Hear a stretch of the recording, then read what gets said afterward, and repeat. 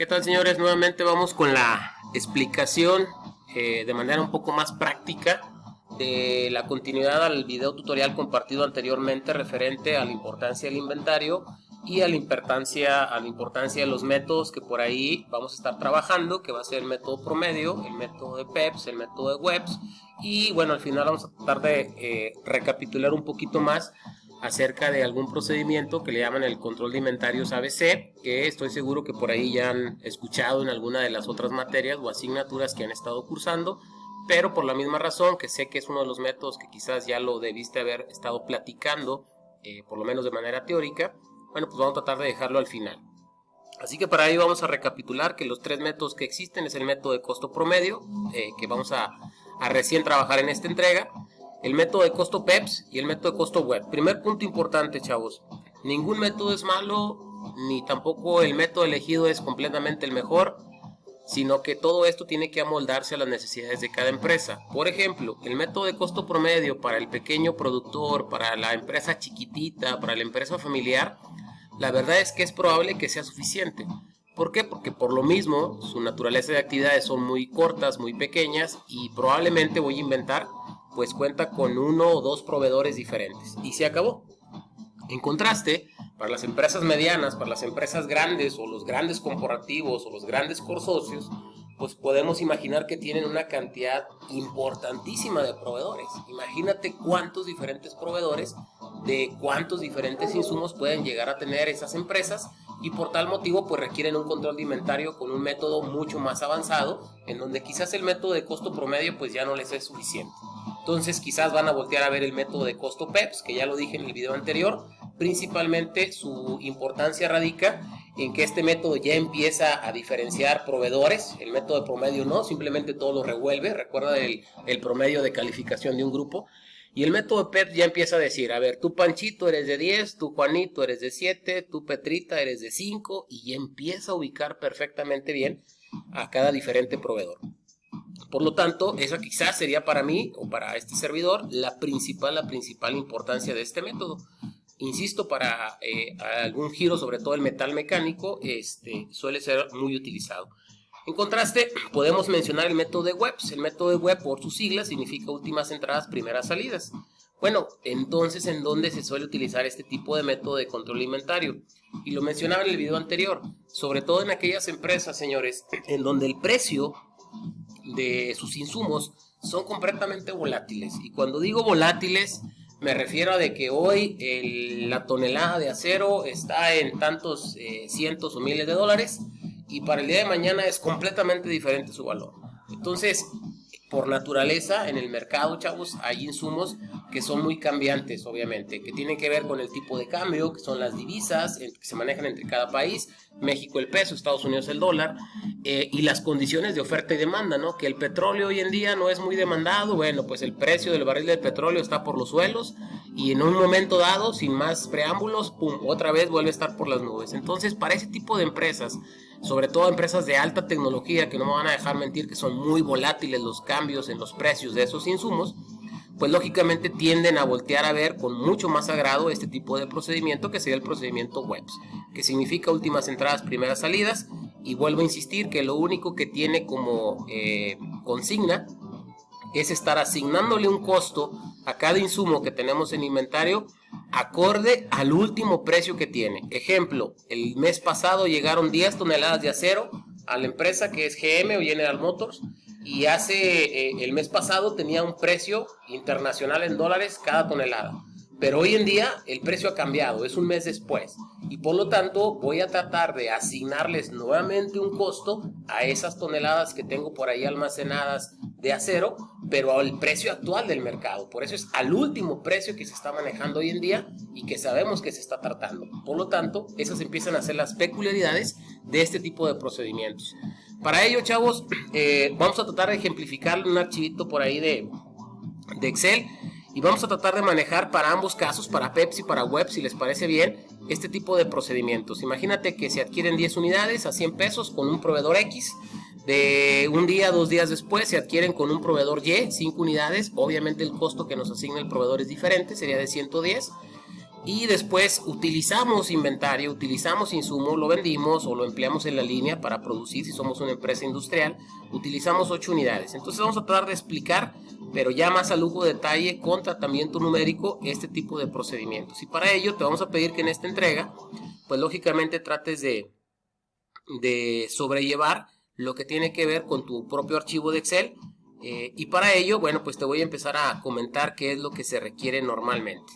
Para poder llevar en términos coloquiales le llamamos tarjeta de control de inventarios, se requieren ciertos datos clave. El primero de ellos, hoy en día, sobre todo, los folios, chavos. Muchos de los insumos ya tienen un código de barras. Normalmente viene la operación de una transacción con algún proveedor, y ese proveedor quizás ya tiene un número asignado para nuestra empresa, o incluso una factura que avala esa adquisición de inventario, ¿no? Entonces aquí normalmente podemos agregar esa parte. La parte de entradas físicas de inventario, la parte de salidas físicas de inventario, la parte de existencias de inventario, la parte de los costos unitarios, cada pieza que tenemos en inventario, qué valor tiene. Voy a recapitular lo que es la técnica de costo promedio, que te dije que es la primera técnica por ahí a tratar. Y finalmente terminamos con la parte que le llamamos debe y haber y saldo. Y aquí viene una parte importante. Toda la primera parte, que son entradas, salidas y existencias, suelen manejarse, y por aquí te pongo una nota, en unidades. Mientras que ya cuando hablamos de costos, sabes perfectamente bien que hablamos de dinero. Y la parte de debe, haber y saldo, aquí te pongo una nota, que se manejan en valores, es decir, en dinero, en billetes, como ya lo estemos trabajando, ¿sale? Son los principales datos que normalmente vamos a requerir para llevar un control de este tipo. Voy a recapitular el ejemplo que estábamos trabajando, y en primer término lo voy a trabajar por el método de costo promedio, ¿sale? Imagínate que tenemos con el primer proveedor, X número de factura, una entrada de 10 unidades el día de hoy, 28 de julio, y obviamente pues no teníamos nada en existencia. Voy a inventar este rollo, y por lo tanto las existencias que tengo pues no tenía nada, acaban de llegar 10, pues son 10 unidades. El costo unitario con este proveedor X era de 100 pesos cada unidad, y por lo tanto si entraron 10 unidades al almacén a 100 pesos cada una, pues si Pitágoras no miente, y aquí lo puedes ver, pues es la multiplicación de las entradas por su costo unitario, sería técnicamente 1000 pesos.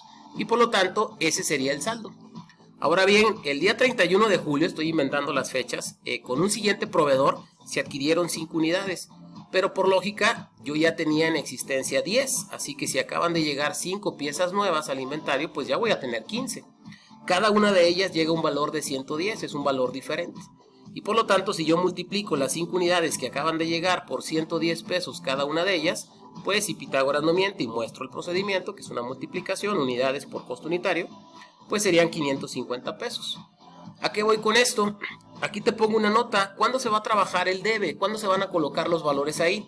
Cuando tengas más mercancía, cuando aumenta el valor de tu almacén. Entonces, voy a recapitular. No tenía nada y llegaron 10 unidades. Bueno, pues por eso tengo más mercancía, tengo más unidades, pues puse los 1000 pesos en el debe. Después llegaron 5 nuevas unidades, tengo más inventario, pues por eso se colocó en el debe. Y obviamente se van sumando. Originalmente no tenía nada, pues los 1000 pesos se traspasaron tal cual. Pero ahora que ya tenía 10 unidades y que representaban 1000 pesos de valor para mí, al llegar 5 unidades más a 110 pesos cada una, siendo en total 550 pesos nuevos de valor que va a tener mi inventario, se suman al saldo. Entonces cuando tienes un movimiento en el debe, pues prácticamente se lo va sumando al saldo anterior. Aquí lo puedes ver, 1000 pesos que ya tenías de 10 unidades. Llegan 5 con un valor unitario de manera diferente a 110, pues tengo 550 pesos más. Mi inventario en total para mí hasta el momento vale 1550 pesos. Acto seguido voy por el método de costo promedio. ¿Qué es lo que me dice la práctica? Imagínate que se utilizan o se sacan del inventario 8 unidades. Bueno, pues voy a inventar que la siguiente fecha se va a presentar el próximo 1 de agosto. Y bueno, para mí ya sería una tercera operación. Ahora no es una entrada. Voy a sacar del inventario 8 piezas, pues la salida es de 8 unidades. Por lo tanto, si yo tenía 15 unidades en existencia y 8 se van a ir, pues me van a quedar 7. Y entonces aquí viene la técnica de costo promedio. Hace rato en el video anterior yo te decía, dice saldo entre existencias. Entonces yo digo que el costo promedio, revolviendo a todos los estudiantes del grupo, los de 7, los de 5, los de 10, esto es lo que hace esta técnica, y chécale lo que hace. saldo. El saldo que tenía antes de hacer el movimiento, porque luego ando cruzando los cables, pues eran 1,550 pesos. Y las existencias que tenía eran de 15 unidades. ¿Te acuerdas? 10 del primer proveedor, 5 del segundo, en total tienes 15. Pero las revuelves, a pesar de que el costo, aquí lo puedes apreciar, el costo no es el mismo, lo revuelves. Y entonces, obviamente, yo lo único que voy a hacer es saldo entre existencias del renglón anterior al cálculo que estoy trabajando, porque luego ando cruzando las cosas. Y al hacer eso me dice, ¿sabes qué? No son 100, pero tampoco son 110. El promedio serían 103.33 de cada una de esas unidades. Así que voy a multiplicar las 8 unidades que voy a tomar del inventario por los 103.30 y tantos pesos. Y ahora lo voy a colocar en el haber. ¿Y por qué lo va a colocar en el haber, profe? Porque te doy la nota. Siempre que tengas una disminución en tu inventario, que tengas menos mercancía, menos valor de tu inventario, se tiene que colocar en el haber, porque se está disminuyendo el valor del inventario. Como está disminuyendo, y aquí lo puedes ver, tenías 15 unidades, ahora te quedan 7 por las 8 que estás tomando, pues está disminuyendo esta operación. Entonces vuelvo a recordar las 8 unidades que voy a sacar por el costo promedio de cada una de ellas, y literalmente me daría algo así como 826.67. Se lo voy a restar al saldo. ¿Te acuerdas que cuando lo colocaba en el debe, por ejemplo aquí coloqué los 550 porque tenía más inventario, 5 piezas más, pues lo había sumado a los 1,000 pesos anteriores, provocándome 1,550. Ahora que voy a sacar esas 8 unidades, que ya sé que en promedio van a tener un valor o un costo de 826 y cachito de pesos, se lo voy a restar al saldo y mi saldo quedaría en 723.33 pesos, y puedes apreciar que simple y sencillamente es una resta del saldo que ya traía y el haber que se está generando por esta salida. Ahora bien, ¿cómo normalmente podemos comprobar que este rollo lo llevamos medianamente bien? Para hacer la comprobación en el método de costo promedio hay una regla que tiende a seguirse y dice: revisa tus existencias, multiplícalas por el último costo promedio y eso te debe de dar el saldo al que estás llegando. Déjame reviso. ¿Cuántas existencias me quedaron? Existencias, me quedaron 7. ¿Cuál es el último costo promedio que calculé? 103.33 pesos. Me dice, haz la multiplicación. Y si te arroja el saldo que tienes en tu tarjetita, es decir, aquí lo tengo subrayado en amarillo, 723.33, pues medianamente vas bien. Déjame reviso. Agarro las 7 unidades que están en existencia, las multiplico por mi costo promedio, que es el último que llevo, y ¿qué crees? Coincide justamente con el saldo que tengo anteriormente. Esta técnicamente es el procedimiento a seguir en un modelo que puede ser el método de costo promedio. Vuelvo a insistir, ¿para qué tipo de empresas es recomendado? Principalmente para las empresas pequeñas, para las empresas que tienen una poca cartera de proveedores, que la verdad no tienen una cantidad importante, y por lo tanto el control, bueno, pues tampoco nos es tan quisquilloso llevarlo para uno para otro. Pero ya para las empresas medianas, para las empresas grandes, pues ya te has de imaginar, ¿no? Cada chango a su mecate, y cada proveedor tiene su propio código, y cada proveedor tiene su propio tratamiento, y cada proveedor tiene el propio costo que nos entrega de cada insumo, y lógicamente su trato pues dignamente merece llevarse también de manera individualizada. En contraste, el método de costo PEPS, pues obviamente este método sí empieza de alguna manera a tratar de diferenciar al proveedor A del proveedor B, del proveedor X o del proveedor Z. Entonces, hasta aquí es el procedimiento de costo promedio. La siguiente entrega, el siguiente video tutorial que estaremos por ahí programando es realizar esta misma práctica, pero con el enfoque del método de costo PEPS y del costo WEPS, que de antemano, pues adelantándote un poquito en lo que vamos a darnos cuenta, es que prácticamente los datos que requerimos son los mismos: entradas, salidas, existencias, costos unitarios, costos. Ahora lo puedes ver que por aquí le manejamos el costo PEPS. Igual debe haber y saldo. Y si te lo explicara por el método de costo WEPS, pues también de igual manera los datos siguen siendo los mismos. Te puedes dar cuenta hasta ahí que no porque el profe te diga, señores, vamos a trabajar esta práctica por promedio, híjole, tiene otros datos diferentes.